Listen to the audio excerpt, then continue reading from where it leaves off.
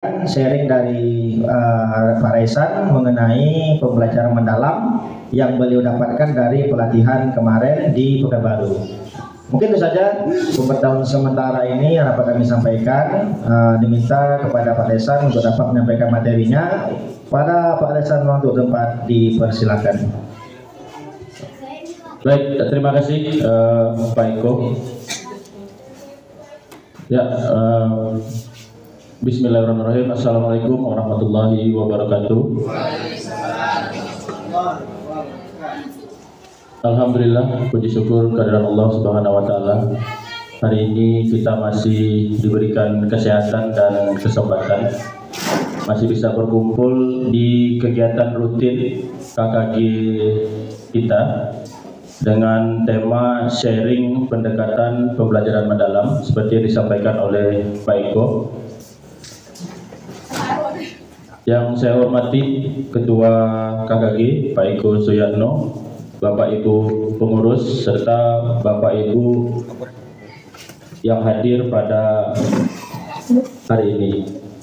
Selawat beserta salam tidak pula lupa kita hadiahkan kepada baginda Nabi besar Muhammad SAW dengan mengucapkan Allahumma shalli ala Sayyidina Muhammad wa ala ali Sayyidina Muhammad. Bapak Ibu sekalian, senang rasanya saya bisa berdiri di depan Bapak Ibu yang sangat luar biasa, Bapak Ibu guru yang berkompeten, ya, yang sudah sangat berpengalaman, dibuktikan dengan sudah bersertifikasi. Artinya Bapak Ibu guru sudah diakui, guru-guru yang memiliki kompetensi yang sangat baik. Oke, kita santai saja. Tentu berbeda belajar mengajar anak SD, anak SMP, anak SMA dengan mengajar orang dewasa.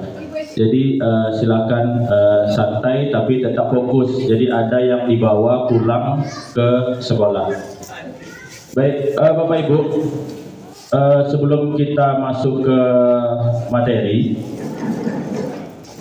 saya cerita sedikit. Mungkin ada yang beberapa pertanyaan. Kapan pelatihannya? Bagaimana proses pemilihannya? Kenapa yang ikut hanya beberapa orang? Sedikit informasi, Balai BGTK itu mengeluarkan surat edaran namanya Training of Trainer Calon Pengajar PKG PJOK Pembelajaran Mendalam. Itu ada kuotanya untuk guru olahraga, 1 SD, 2 SMP, 1 SMA, ya, itu per kabupaten. Yang menentukannya siapa? Yang menentukannya itu Dinas Pendidikan, ya.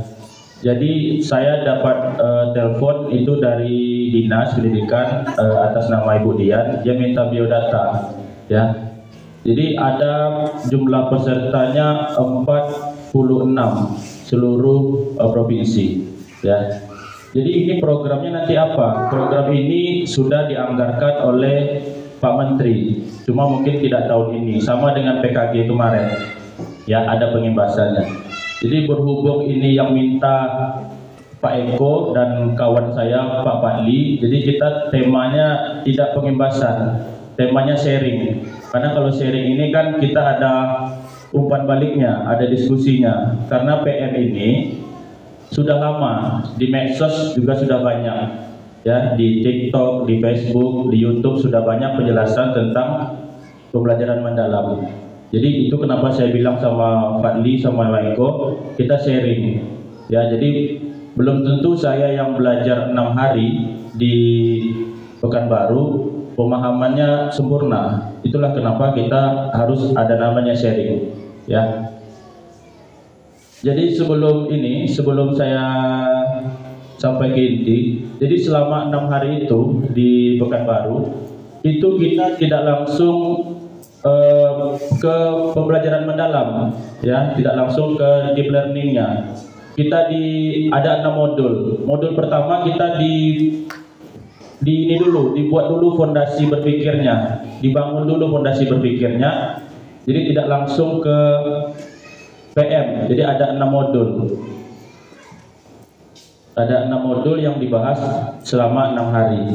Namun karena saya cuma punya waktu 1 jam, ya, saya akan berusaha membuat bagaimana pembelajaran mendalam ini Bapak Ibu punya kerangka berpikirnya dulu, paham, oh ini pembelajaran mendalam, oh ini cara mengaplikasikannya, oh ini cara mengimplementasikannya, ya. Jadi tidak mengawang kemana-mana, ya. Itu di materi pola pikir bertumbuh, Bapak Ibu. Itulah hebatnya pemerintah kita, ya. Kenapa? Karena kalau kita bertanya ganti menteri, ganti kebijakan, ganti ini, ganti kebijakan, mereka langsung buat modul pola pikir bertumbuh. Pola pikir bertumbuh ini, Bapak Ibu, seperti yang disampaikan oleh Prof. Abdul Muhdi, kalau orang yang berpikir dengan growth mindset atau pola pikir bertumbuh, maka dia yakin masalah yang sedikit itu jalan keluarnya banyak. Ya, karena itu jangan menyerah, jangan putus asa, dan yakinlah ada jalan keluar. Jadi kita langsung sebelum masuk PM langsung kita dibangun fondasinya. Jadi tidak ada keluh kesah, oh ganti menteri, ganti kebijakan, ganti menteri, ganti kurikulum. Ya, saya tidak akan menjabarkan ini terlalu dalam karena saya yakin Bapak Ibu juga sudah ada pengimbasan PM ini di sekolah, ada guru juga, guru kelas yang membahas ini. Jadi kita secara universal saja, karena tidak mungkin saya jelaskan apa itu growth mindset, karena itu tingkat kognitifnya terlalu rendah untuk sekedar untuk mendefinisi atau mengartikan. Growth mindset artinya adalah pola pikir yang bertumbuh. Bagaimana Bapak Ibu yang hadir hari ini adalah orang-orang yang memiliki growth mindset, orang-orang yang mau belajar, ya. Orang-orang yang mau bertumbuh. Apa itu PM? Bagaimana mengaplikasikannya? Bapak Ibu termasuk ke golongan orang yang pola pikir bertumbuh. Jadi orang-orang yang tidak hadir, itu masuk ke kategori fixed mindset. Orang-orang yang tidak mau bertumbuh. Ah, saya nggak mau lah, saya udah tua, ngapain lagi belajar? Ah, saya udah mau pensiun, ngapain lagi belajar? Ah, itu aja tuh, saya udah S2, ngapain lagi belajar? Saya udah ini, ngapain lagi belajar? Itu kategorinya bukan growth mindset, itu fixed mindset. Bapak Ibu hari ini adalah orang-orang yang mau bertumbuh. Ini dia dasarnya, ya, pola pikir. Kita pikirkan, kita jadikan tindakan, dan kita lihat hasilnya. Itu adalah pola pikir yang bertumbuh. Nah, ini perbandingannya pola pikir tetap atau PPT dengan pola pikir bertumbuh, ya. Sama-sama dikasih tantangan. Untuk yang PPT itu dia menghindar, ya. Misalnya saya nih, Pak Raisan coba hadir untuk sini. Kalau saya tidak menerima tantangan, saya akan menghindar. Oh, nggak bisa Pak Eko, ya. Tapi karena saya ingin belajar, sama-sama belajar dan diskusi, saya menerimanya. Itulah perbedaan antara PPT pola pikir tetap dengan pola pikir bertumbuh mengenai challenge. Yang selanjutnya obstacle, itu boleh tahu? Ada yang tahu artinya? Bang Wiboy ada? Enggak, lagi baru belajar, Pak. Ah, boleh. Ini sama dengan hambatan, ya. Ketika dia berpikir tetap, dia akan menyerah. Ketika dia berpikir bertumbuh, dia akan bertahap. Untuk yang selanjutnya itu usaha, ya. Orang yang PPT ketika disuruh usaha, dia akan mengatakan, ah, ngapain belajar, mubazir, nggak ada gunanya. Itu yang PPT. Kalau orang yang pola pikirnya bertumbuh, PPB, itu mengatakan, oh, ikutlah pelatihan, marto ada nanti peluang, ada ilmu, ada segala macam pertemanan. Itu dia yang pola pikir bertumbuh. Untuk kritik, kalau yang PPT ketika dikritik, dia akan melakukan serangan. Ah, kau aja tidak ngerti, kau aja tidak ini, kau tidak itu, segala macam. Dia akan melakukan serangan ketika dia tidak punya pola pikir yang bertumbuh. Ketika dia punya pola pikir yang bertumbuh, ketika dia dikritik, dia akan mengatakan, oh ini informasi baru, oh ini ilmu baru, ya. Itu yang membedakan antara PPT dengan PPB. Success order ini artinya ketika kita melihat orang lain sukses, oh dia akan terancam nih, oh Raisan nih, oh Bang Wiboy nih, oh maju segala macam, tampil, dia akan merasa terancam ketika dia punya pola pikir PPT. Ya, ketika dia punya pola pikir PPB, dia akan merasa terinspirasi. Itu kenapa saya katakan di awal, Bapak Ibu yang hadir hari ini adalah orang-orang yang punya pola pikir bertumbuh, mau belajar, mau menerima, ya, mau mengambil informasi dan mau menginspirasi. Dan nanti saya harapkan 1 jam ini yang saya rangkum dari 6 hari saya pelatihan, harapannya Bapak Ibu punya kerangka berpikirnya dulu. Apa itu pembelajaran mendalam? Bagaimana mengimplementasikannya? Bagaimana melakukannya? Itu yang kita harapkan dalam 1 jam ini. Ya, jadi saya harap Bapak Ibu, karena kita orang olahraga, sportivitasnya, jadi nanti sama-sama paham, nanti enak kita mempraktekannya. Masalah Bapak Ibu mempraktekannya bagaimana di sekolah itu kembali ke diri masing-masing. Yang penting kita paham dulu kerangka pembelajaran mendalam. Sama seperti PKG, ini ada LK. Jadi setiap modul LK, setiap modul LK. Jadi harapannya mudah-mudahan tahun depan atau tahun ini kita ada PKG PJOK PM, sama seperti yang dilakukan yang kemarin, ya, yang Pasda kemarin. Sini kan banyak ada Pasda, ada calon guru penggerak, ya. Mudah-mudahan tahun depan itu ada programnya, kata Bu Reski, ya, Kepala BGTK. Tahun ini kayaknya agak sulit, mungkin tahun depan dianggarkan. Ya, boleh silakan duduk. Kita santai aja Bapak Ibu, boleh jangan minum, boleh minum. Jadi itu dikatakan Bang Eko, ketika kita melakukan ini mandiri seperti ini, tentu semangatnya kurang. Ketika ada sertifikatnya, ada jamnya, ada uang transportnya, mungkin semangatnya lebih. Ya, itu kenapa saya bilang sama Pak Li, sama Bang Eko, kita sharing aja dulu. Ya, karena yang melakukan ini baru baru saya dengan Bu Yayu. Yang 45 orang lain itu belum melakukan, karena orang itu tidak mau melakukan kalau belum ada SPT-nya atau perintah tugasnya dari Dinas Pendidikan atau BGTK. Tapi saya, karena ini permintaan kawan-kawan, karena saya juga KKG di sini, kita berharap, atau saya dengan kemampuan saya akan membuat pola pikir PM ini dulu biar Bapak Ibu mengerti. Oke, ini ada 6 modul. 6 modul inilah yang saya kerjakan dengan kawan-kawan di provinsi selama 6 hari. Isi Pak ya. Boleh, silakan.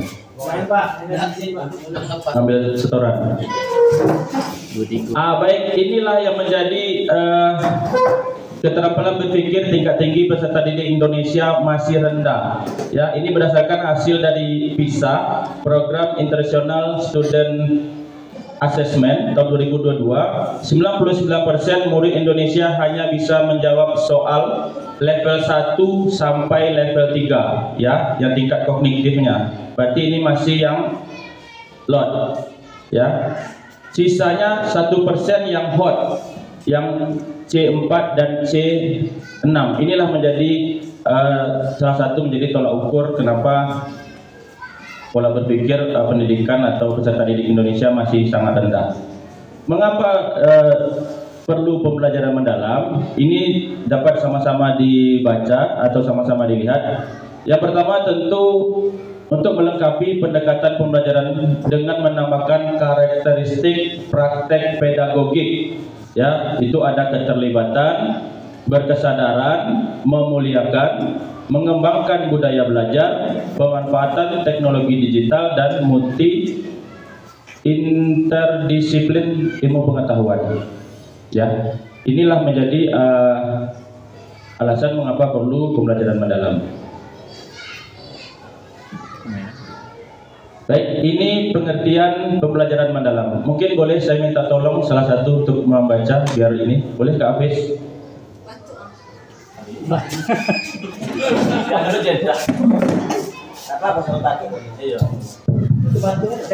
Oke, terima kasih Bapak Raisan.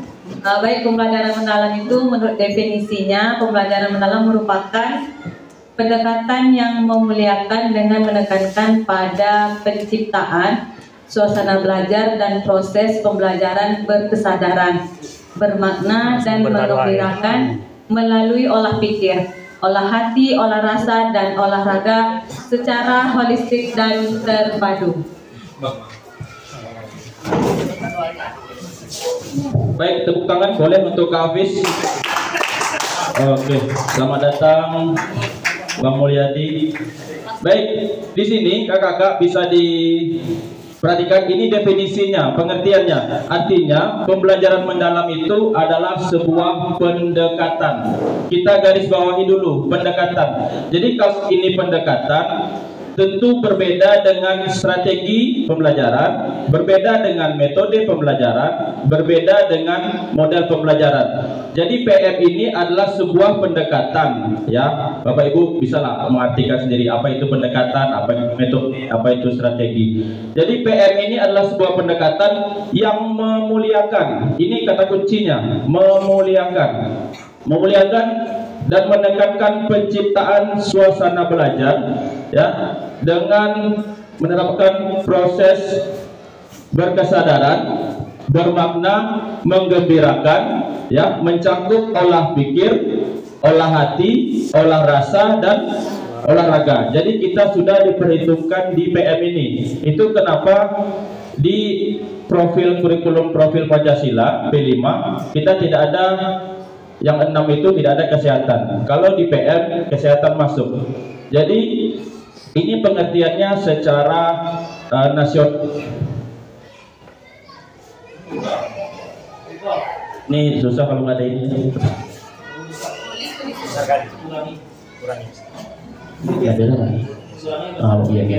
Ya, baik, ini kata kuncinya, memuliakan, ya. Jadi penerapan PM ini semua pihaknya terlibat, ya. Jadi anak itu bukan hanya menghafal, bukan hanya keterampilan fisik. Jadi anak itu didorong untuk belajar, ya, memaknai, memahami makna, mengkaitkan konsep, dan menerapkannya dalam kehidupan nyata, ya. Jadi ini dia kata kuncinya, PM itu memuliakan. Dalam penerapan PM semua pihak saling terlibat, ya, saling menghargai dan menghormati dengan mempertimbangkan potensi, ya, martabat dan nilai-nilai kemanusiaan. Ini dia PM, ya. Ini prinsipnya berkesadaran, bermakna, menggembirakan, mencakup pola pikir, pola hati, pola rasa, dan olahraga, mewujudkan 8 dimensi lulusan. Kalau P5 itu ada 6, kalau di PM ada 8.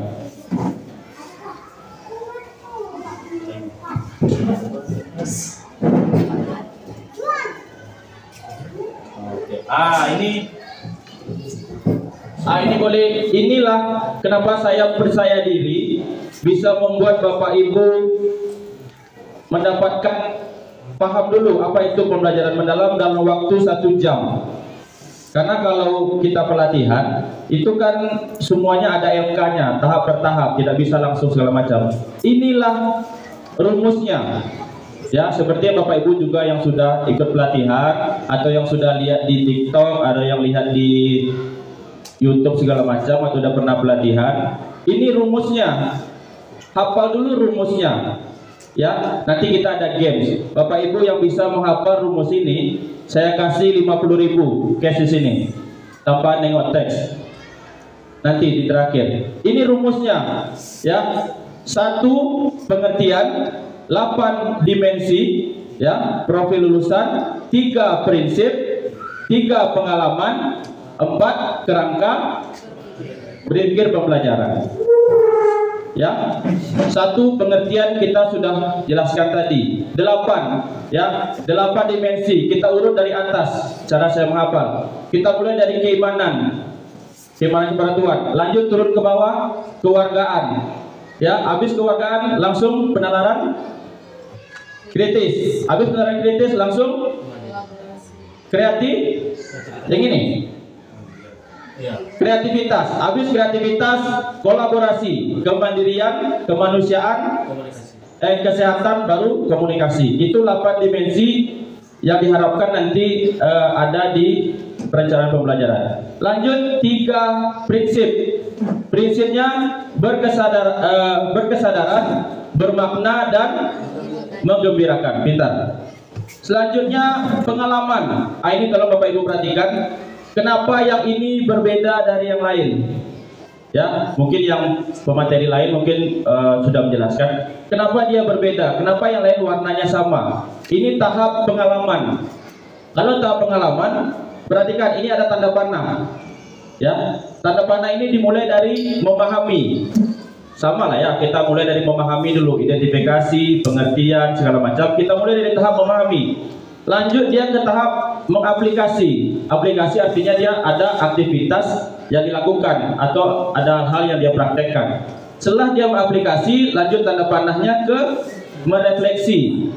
Kalau bahasa guru agamanya ini hikmahnya atau hal-hal yang dilakukan setelah melakukan proses pembelajaran. Inilah kenapa tanda panahnya atau tandanya berbeda dengan lingkaran yang lain. Ya, memahami, mengaplikasi dan merefleksi. Itu 3 pengalaman. Yang terakhir 4 kerangka pembelajaran. Itu dimulai dengan praktek pedagogik. Praktek pedagogik ini Bapak Ibu mau pakai metode apa? Mau PJBL, mau PBL segala macam, inquiry, itu di situ praktek pedagogiknya, metode segala macam. Yang kedua apa? Yang kedua adalah kemitraan. Bapak Ibu nanti bekerja sama dengan siapa? Boleh guru bahasa Indonesia misalnya, bagaimana menyusun kalimat atau bahasa yang benar, atau dengan guru MTK segala macam, itu kemitraannya, atau dengan orang tua, ya, atau dengan apapun, itu kemitraannya. Selanjutnya itu lingkungan pembelajaran, ya.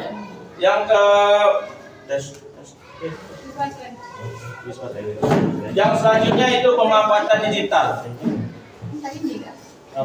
Pemanfaatan digital. Jadi rumusnya 8, 3, 4. Itu yang sudah ada di medsos. Saya yakin Bapak Ibu.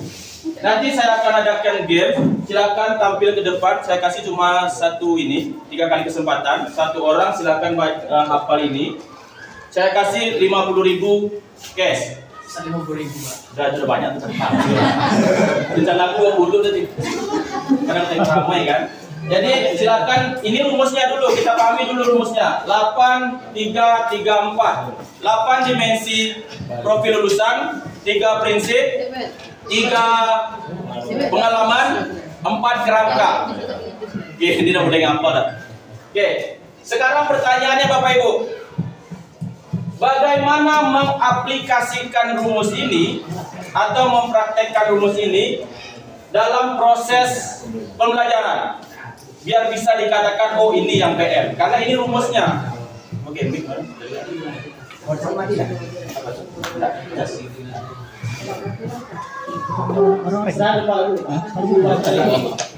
Waduh, gas mata.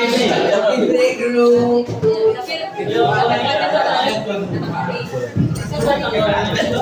Cek kakakku. Wih, pakai cek kakak. Ini kakak. 8, 3,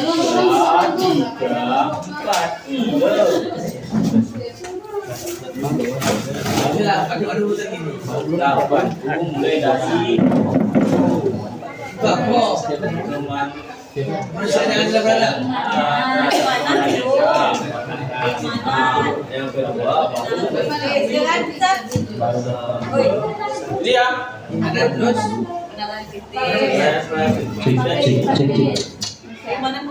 Bukan dari gimana? dari sini depan. dulu baru keluarga. Baik, itulah kenapa. Karena untuk ini, untuk setiap ini misalnya 8 dimensi ini ada pula modulnya, 3 prinsip ada pula modulnya, 3 pengalaman ada modulnya, 4 kerangka pembelajaran ada modulnya. Jadi ketika ini, ya tadi sudah dibahas. Ini nanti ada pengimbasannya dari BGTK Provinsi Riau sama kayak PKG kemarin, ya.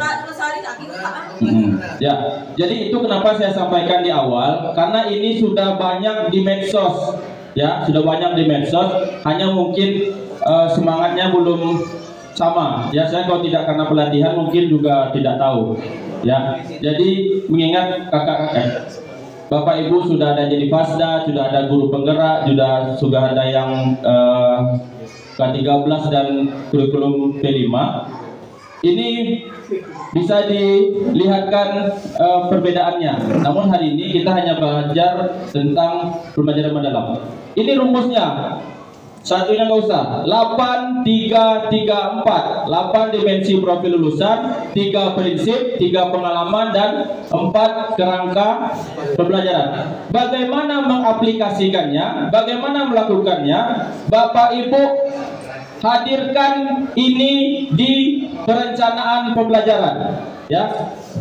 Oke, saya tanya dulu, Bapak Ibu tahu ini lingkaran apa? Aku udah jawab. Ini namanya kerangka kerja PM. Ya. Nanti nampak bedanya tuh. Oh, ini di sekolah kan udah juga pengembasan PM. Jadi nanti Bapak Ibu tidak perlu pusing. Dia menjelaskan ini habis waktu kita. Kita langsung ke dagingnya aja.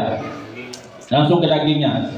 Ini rumusnya 8, 3, 3, 4. Jadi Bapak Ibu silakan hadirkan 8, 3, 3, 4 ini di perencanaan pembelajaran. Ya, kita lihat dulu ini modulnya.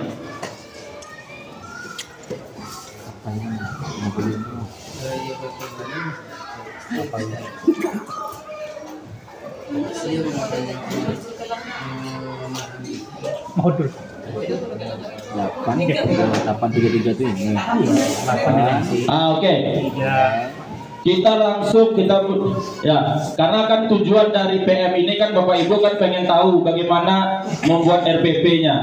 Jadi tidak hanya selama ini misalnya download di internet, minta ke teman, bayar ke orang buat ini segala macam, tapi harus tahu dulu benar nggak yang dibikin itu. Ya. Oke. Jadi 8, 3, 3, 4 tadi Bapak Ibu hadirkan di rencana pembelajaran atau modul pasaran namanya RPM, rencana pembelajaran mendalam. Ya, ini komponennya. Ya, ketika Bapak Ibu ingin membuat RPM tadi, ini komponennya. Sama kalau di P5 itu ada identifikasi. Ya, identifikasi itu mengidentifikasi kesiapan siswa. Yang kedua, memahami karakteristik materi pembelajaran. Yang ketiga, menentukan dimensi profil lulusan. Jadi, ketika Bapak Ibu ingin membuat RPM tadi, dari 8 dimensi tadi, minimal itu 3 harus ada di RPM-nya.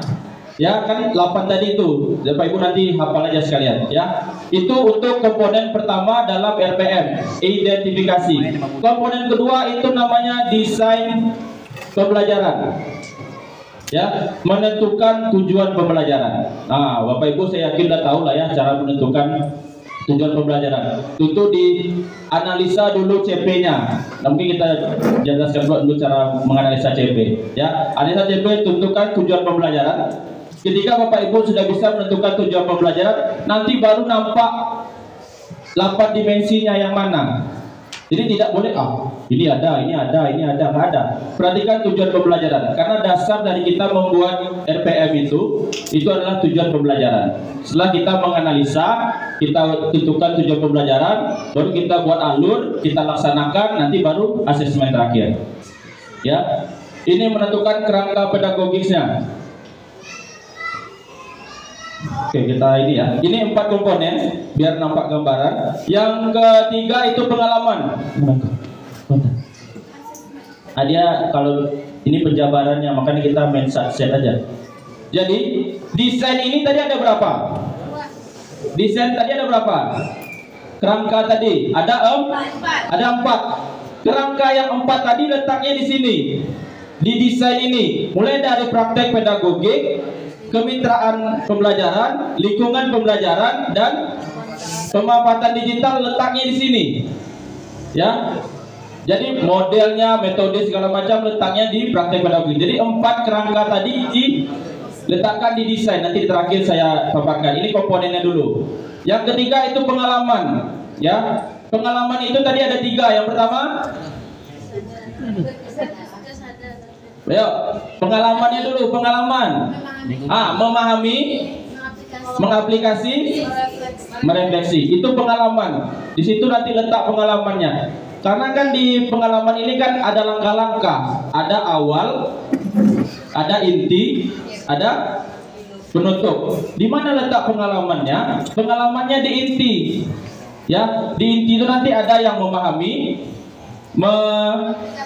mengaplikasi dan merefleksi. Di situ letaknya di inti pengalaman itu, awal, inti, penutup. Di inti ada pengalaman yang 3. Terus di mana letak prinsipnya? Kan ada 3 prinsip tadi. Prinsip pertama apa? Berkesadaran. Yang kedua, bermakna. Yang ketiga, menggembirakan. 3 prinsip itu harus ada di setiap aktivitas. Jadi dari 3 pengalaman tadi, misalnya mengaplikasi, tapi nggak semuanya harus, misalnya dia cuma ada menggembirakan dan bermakna. Jadi 3 prinsip itu harus ada di setiap aktivitas. Itu kenapa 3 prinsip itu mencakup olah pikir, olah hati, olah rasa, dan olahraga.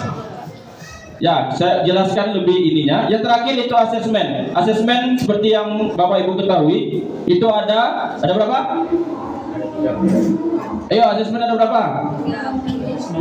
Ya, asesmen ada formatif dan sumatif. Dalam proses pembelajaran dan di akhir pembelajaran. Ya, kalau terakhir itu sumatif. Oke, ini kita coba kita tuangkan. Kalau ini kan cuma pengertian, jadi makanya kita skip saja. Ini dia kerangkanya. Ini kerangkanya dulu. Ini komponen tadi, yang 4 tadi. Ini kerangka RPM-nya. Ya, nanti saya share ini sama Bapak Ibu. Ya, pertama tadi kan ada 4 komponen identifikasi. Kita bahas dulu identifikasi. Ini 4 ininya. 8 komponen dimensi lulusan. Minimal itu 3. Kalau saya tidak salah itu 3. Nanti dapatnya dari ada tak yang keimanan, ada tak kewargaan, penalaran kritis, kreativitas, ya, apalagi kolaborasi, kemandirian, kesehatan dan komunikasi. Di situ tentukannya. Yang kedua, ini nanti tujuannya. Tujuan sudah saya jelaskan. Ini desainnya. Seperti yang saya sampaikan tadi. 4 kerangka tadi yang dari rumus 8334, 4-nya letak di sini. Di desain pembelajaran. Ya, pertama itu ada praktek pedagogik, kemitraan pembelajaran, lingkungan pembelajaran, dan pemanfaatan digital. Ya, ini pengertiannya. Tidak perlu pedagogik, tuliskan model, strategi, metode pembelajaran yang dipilih untuk mencapai tujuan belajar. Ini penjelasannya. Sampai sini Bapak Ibu bisa dipahami? Kalau bisa, masuk akal. Bisa dipahami? Ya, lebih keras. Bisa dipahami? Oke. Ya, ini 4 kerangkanya tadi. Bagaimana? Ini tadi. Jadi yang 4 kerangka itu di mana? Itu di desain pembelajaran. Kita lanjut di pengalaman.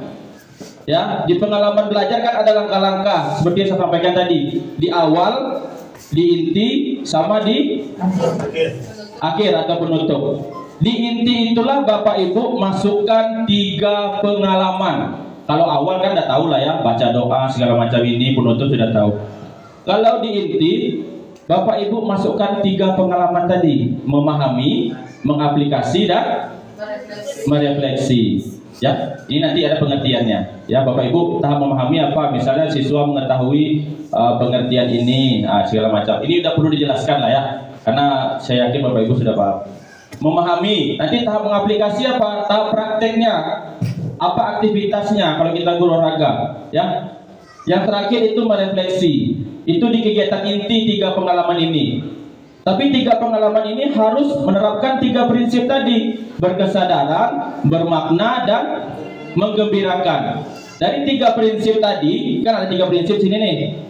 Di semua aktivitas ada.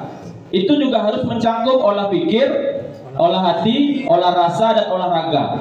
Makanya saya bilang Bapak Ibu harus hafal dulu rumusnya 8334. Kalau Bapak Ibu sudah hafal 8334, secara definisi nanti tinggal baca saja di ChatGPT atau modul-modul yang ada. 8 dulu, 8334. Cara mempraktekannya hadirkan itu di modul. Kalau cara komponen modulnya tadi identifikasi, desain, pengalaman, asesmen, itu komponen RPM-nya. Ya, kalau isinya tadi itulah tuh 8 dimensi identifikasi, desain 4 kerangka, di pengalaman ada 3 pengalaman dan 3 prinsip. Itu dia. Oke, ini dulu Bapak Ibu paham? Bisa dipahami? Aha, masuk akal. Bisa dipahami? Aha, Oh. Ya, ini waktunya 1 jam. Ketua ada acara katanya. Ini kalau share nanti kita tunggu perintah dulu. Jadi nanti yang ini saya share yang tugas yang RPM ini, ya. Karena saya tutup ada ini karena berharapnya adalah tindak lanjutnya dari BGTK atau Dinas Pendidikan, karena harapannya kan kata Bu Reski terakhir ini sedang diupayakan. Kalau tidak tahun ini tahun depan. Jadi ada nanti PKG lagi, ya. Cuman pasdanya dibatasi. Tapi harapannya kan keinginan kita kan selain ilmu kita dapat ada sertifikat dan ada apresiasi dari penyelenggara seperti itu. Untuk asesmen, ya asesmen itu ada formatif, as, for, dan off.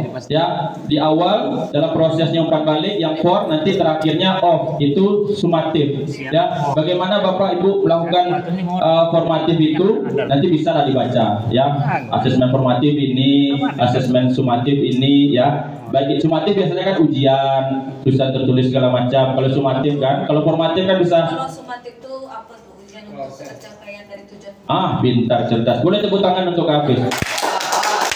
Aha, masuk akal. Baik, tentukan tujuan pembelajaran itu kan untuk mengetahui ketercapaian yang tujuan kita awal tadi, mengetahui kelemahan dan kelebihan dari peserta didik. Jadi itulah kenapa identifikasi di awal. Jangan anak yang Bapak Ibu harus tahu dulu kemampuan anak itu. Jangan tiba-tiba saya hobi bola, anak main bola aja selama setahun. Ya, nanti pas turnamen kalah kan. Jadi maksud saya identifikasi dulu kemampuan anaknya, karena ketika kita sudah bersertifikasi ini, ya sudah terima sertifikasi ini, tentu kompetensinya berbeda. Lakukan dulu identifikasi kemampuan dasar anak. Tidak semua anak seperti yang dilakukan Pak Albert. Dia menggembirakan. Anak itu dapat maknanya, ya. Sadar dia. Jadi Pak Albert sudah menerapkan prinsip tadi pembelajaran mendalam. Anak itu nyaman belajar sama dia. Seperti juga Pak Fahmi. Pak Fahmi selesai anak belajar sama dia, anak tuh ngikut tuh. Kemana Pak Fahmi? Mau ke perpus ngikut, ke kantin ngikut. Masuk akal. Saya melihat sendiri, artinya anak itu memahami pembelajaran, terus dia dapat sadar dia dapat maknanya dan menggembirakan. Makanya saya heran, anak itu sama Pak Fahmi ke kantin ngikut, ke perpus ngikut, Pak olahraga Pak olahraga Pak. Artinya anak itu senang belajar. Itulah kenapa 3 prinsip itu harus ada di setiap aktivitas: berkesadaran, bermakna, dan menggembirakan. Oke, boleh sampai sini kita ada diskusi atau langsung ini? Tutup aja. Oke, untuk ini biar lebih semangat, biar lebih ada nilainya. Ini saya ikhlas karena ini bukan apa-apa. Jadi saya berharap saya ada 3 kesempatan, 3 orang. Kalau selesai gagal 3 orang itu, saya anggap ini masuk kembali ke kas negara. Jadi silakan saya kasih waktu 5 menit lah. 5 menit, silakan dihafal 8, 3, 3, 4 8 dimensi profil lulusan, 3 prinsip, 3 pengalaman, 4 kerangka. Oke, 3 kesempatan. Nanti Bapak Ibu jadi tim koreksi. Jadi kita ada yang dibawa sampai pulang. Ya. Oke, boleh silakan 3 orang. Ya, tunjukkan ininya. Kata isi 2. Mas Bohoy. Iya. Ini sama Pasdar yang kami di Kampar kemarin. Bang Wiboy sama Kak Narti. Peserta gagal semua. Rekor. Cuma kelas yang gagal paling banyak kelas Bang Wiboy. Orang gagal 1, 2, dia 6 ke 7. Peserta 9. Sebutkan dulu ini bermakna prinsip. Iya. Oke, boleh waktunya 5 menit saja Pak Eko ya. Jadi saya sudah janji 5 menit. Saya kasih 3 orang kesempatan. Siapa yang benar boleh dibawa door prize-nya pulang untuk anak istri di rumah. Apa dah, biar aja dulu, biar ini. Karena kita masih ada waktu 20 menit lagi. Nah, biar lebih ini. Jadi saya ada beban rasanya ketika saya sampaikan Bapak Ibu tidak ada yang tinggal gitu, tidak ada aspek knowledge-nya atau pengetahuannya yang dibawa pulang. Bisa dicontek mana? Boleh. Kalau udah hafal rumus ini enak nanti prakteknya di RPM-nya. Ya, karena Bapak Ibu ada yang guru penggerak, ada yang pasda. Tentu sudah nampak gambaran di mana sintak-sintaknya, bagaimana letak aktivitasnya. Ayo, lomba.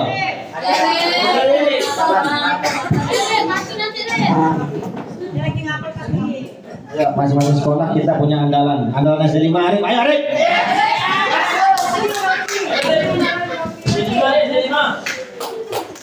SD komplek ya. 520. Ayo, andalan kami Arif. Tiga prinsip pelajaran bermakna, berkesudaran, lumayan 50 kan? 8334.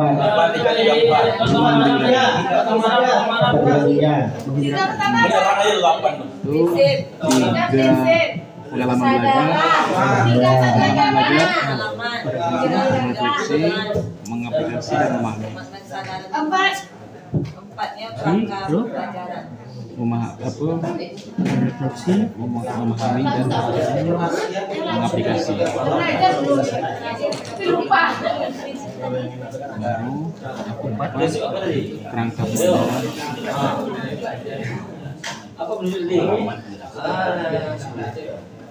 Prinsip kesadaran. Atasnya ini yang bimbang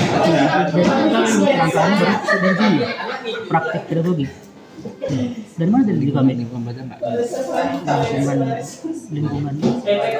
Dia lain yang tumbuh. Lingkungan pembelajaran. Lain yang tumbuh. Itu kan. Lagi buat lagi. Dari mana nih? Dari sini ya? Dari ini kan? Iya. Berarti lingkungan pembelajaran.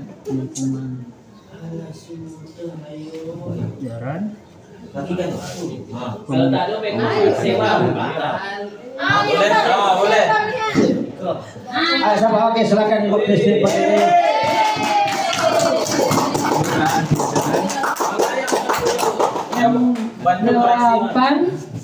Delapan apa namanya Pak? Yang pertama keimanan dan ketuhanan Yang Maha Esa, yang kedua kewarganegaraan, kreativitas, penanganan kritis, kolaborasi, kesehatan, kreativitas, komunikasi, kolaborasi, kesehatan. Nah, kita ulang lagi. Yang pertama, yang kedua itu bukan kewarganegaraan. Kewargaan, ya. Keimanan dan ketuhanan Yang Maha Esa, kewargaan, penanganan kritis, kreativitas, kolaborasi, kesehatan dan komunikasi. Kemandirian, kemandirian. Yang ketiga, 3 prinsip itu bermakna, berkesadaran dan menggembirakan. Yang ketiga, pengalaman itu ada memahami, mengaplikasi dan merefleksi.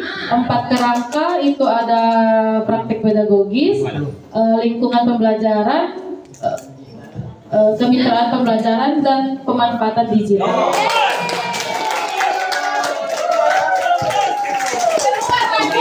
Ya, selamat ada Ibu Christine dari Christine dari SD Marsudirini.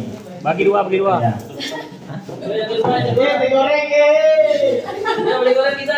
Baik Bapak Ibu, mengingat waktu kita sudah ini, jadi saya tidak menjelaskannya terlalu lebar, karena kalau terlalu lebar nanti kasihan bapak-bapak, ya, kasihan bapak-bapaknya. Kalau terlalu panjang kasihan ibu-ibu, ya. Jadi saya harap pertemuan hari ini Bapak Ibu memahami dulu konsepnya.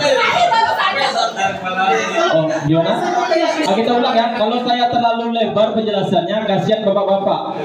Kalau terlalu panjang, kasihan ibu-ibu. Jadi pertemuan ini 1 jam. Saya harap ada aspek pengetahuan yang kita bawa pulang. Jadi rumusnya 8334 itu dapat dipraktekkan di RPM-nya. Jadi kalau yang tidak sampai berarti apa Pak Bali? Fix mindset. Kalau yang ingin belajar berarti dia grow mindset. Dan saya harapkan kita semua adalah orang-orang yang ingin belajar terus tumbuh karena ilmu itu bergerak. Ya, jadi tidak ada yang semangatnya kendor. Ya, sedikit-sedikit keluar, ya kan? Sedikit keluar. Oke, terima kasih ya. Sampai ketemu di lain waktu ya. Assalamualaikum warahmatullahi wabarakatuh.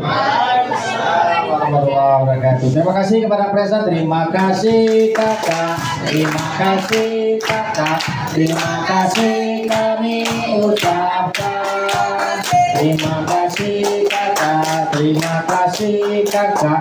Terima kasih kami ucapkan. Terimalah salam dari kami yang ingin maju bersama-sama. Terimalah salam dari kami yang ingin maju bersama-sama.